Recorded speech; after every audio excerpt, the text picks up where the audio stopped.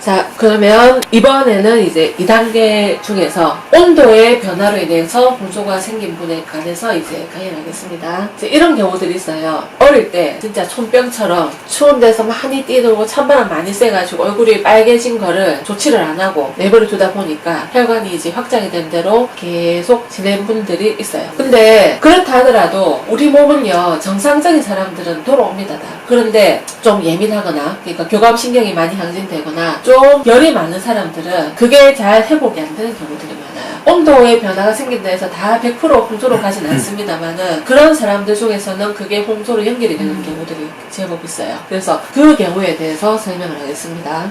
이 친구 같은 경우에는 이제 10대 고등학생이고요. 처음에 생기게 된 계기가 샤워할 때 너무 뜨거운 물이 화상을 입을 정도로 나온 거를 쐰 다음에 얼굴이 이제 빨개져가지고 피부과에 치료를 했는데 그게 잘 돌아오지 않고 지속적으로 이제 홍조를 남긴 케이스예요.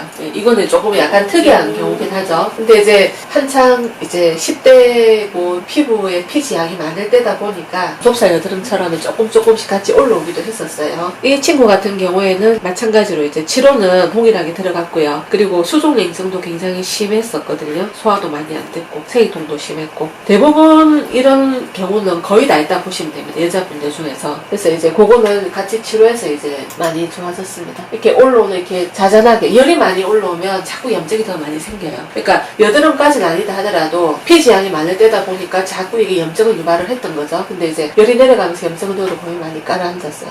이런 식으로 요렇게 있던 것들도 좀 깔아앉고 그래서 이제 전체적으로 요 부분에 보면 턱도 그렇고 볼 쪽에 있던 염증들도 많이 깔아앉았습니다.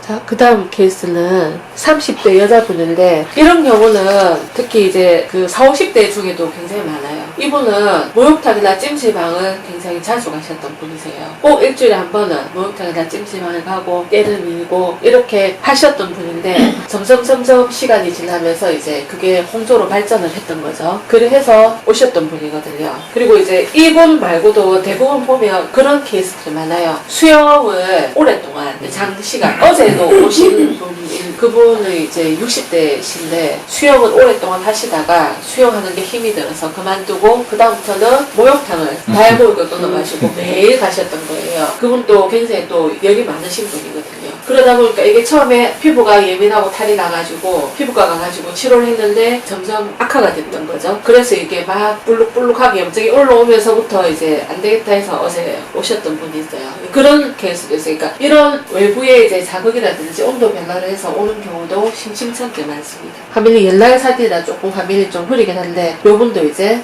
온도 변화로 생겼던 분이고 당연하게 가슴 두근거림이나 수족냉증, 두통 다 동반되었던 분이고 치료는 다 끝난 케이스고요. 그 다음에 이제 이런 게 더위에 노출된 거 말고 추위에 노출돼서 오신 경우도 꽤 많아요. 보드 타고 스키 타고 그렇죠. 한참 타고 여기 바람 맞으면서 그렇죠. 그 대부분은 다 돌아오죠. 근데 이제 그게 안 돌아오거나 하는 분이 있어요. 이분은 우리나라 분이 아니고 중국 분이신데 결혼해서 이제 한국에 거주하시는 분이세요. 근데 이분이 사시던 데가 그 엄청 추운, 그러니까 중국에서도 아주 추운 곳에 사시던 분이세요. 그러다 보니까 항상 여기가 얼굴이 빨개 떤 사람이거든요. 그게 이제 지속적으로 되다 보니까 이제 홍조가 됐고 또 그 이분은 홍조뿐 아니고 평소에 열이 너무 많이 올랐어요. 열도 많이 오르고 얼굴도 빨갛고 그 다음에 소화도 안 되고 생리도 문제가 오고 했기 때문에 이제 와서 치료를 하셨던 분이거든요. 그래서 이분도 혈관 치료까지 하셔서 이제 많이 좋아지셨어요. 여기가 빨갛게 돼 있던 분인데 많이 치료가 되셨고요. 그 다음에 이제 이분은 20대 남자분이에요. 근데 남자분들 중에 이런 경우가 꽤 많아요. 군대 가서 안 좋아졌던 사람들. 이분도 그런 케이스거든요.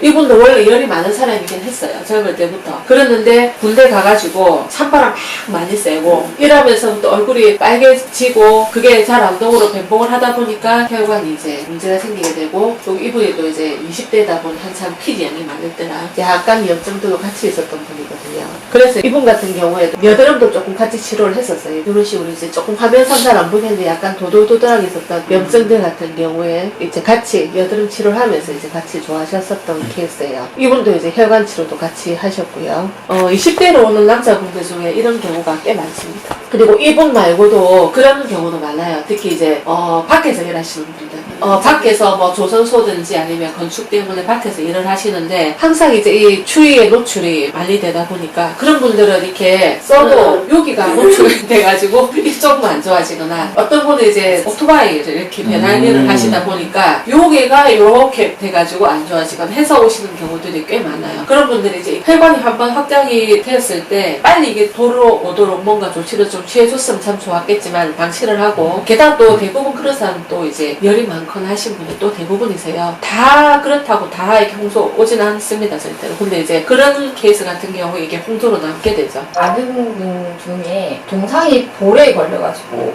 이 보라색이 된 케이스 그런 경우도 회복이 조금 다 어느 정도 가능한가요? 치료하면 좋아질 수 있어요. 자, 이분은 20대 여자분이고, 이분은 이제 어떤 케이스냐면, 체육을 전공하신 분이에요. 그래서 아르바이트로 스키장, 수영장, 이런 데서 계속 아르바이트를 하다 보니까, 수영장 물에 자극도 받고, 겨울 되면 스키장 가가지고 찬바람 많이 받고, 하다 보니까 얼굴이 빨개진 상태가 계속 지속이 되다 보니까 이제 홍조로까지 발전을 하게 되셨거든요. 근데 이분도 마찬가지로 원래가 위로 열이 잘 올라오는 사람이었어요. 그러다 보니 그게 홍조로 남은 거죠. 그래서 이분도 수족 냉증에 상열감, 생리통 다 있었던 분입니다. 그래서 이제 이분도 이제 치료해서 많이 좋아지셨고 이분도 방송할 때 인터뷰도 잘 해주시고 운동하시는 분들 저런 분들 많은 것 같아요. 네, 볼 그렇죠. 빨간 분들 네, 은근히 맞습니다. 많은 것 같아요. 네. 그게 이제 신경이 안 쓰이고 별 다른 몸의 증상이 없으면 그냥 넘어가는 경우도 많은데 이게 이제 몸의 증상도 있고 이게 자꾸 신경이 쓰이고 더 빨개지고 이러다 보면 이제 대인 관계까지 문제가 오다 보니까 사실 홍소라는 게 이제 죽고 사는 병은 절대 아니거든요. 암처럼 죽고 사는 병이 아니니까 막 꼭 치료를 해야 된다 이거는 아니에요. 하지만 대부분의 사람들은 대인 관계에서 문제가 발생을 합니다. 술 먹었냐, 화가 났냐, 니 무슨 일 있냐 이렇게 얘기를 듣다 보면 또 이제 약간 그걸 뭐 무덤덤하게 넘어가시는 분들 같아 모르겠지만 대부분 또 그런 사람들은 또 예민하거든요. 이게 자꾸 스트레스가 쌓이는 거예요. 그럼 점점점 더 증상은 악화되게 되고 심하면 약간 대인기피증 오신 분도 있지만 대인기피증이나 공황장애 이런 가는 분도 있고 어떤 분은 이제 막 얘기하면서 조금 자살까지 이렇게 생각하실 정도로 정말 심한 분들도 꽤 많아요. 치료를 하면서 정말 이제 처음에 눈도 못 마주치다가 나중에 눈도 마주치고 이제 얼굴도 밝아지고 이러신 분들이 꽤 많거든요. 그러니까 보통 한 3단계, 4단계 넘어가면 그러시죠. 그런 분들 같은 경우에. 그러면 온도 변화 예방 운동은 여기까지 하겠습니다.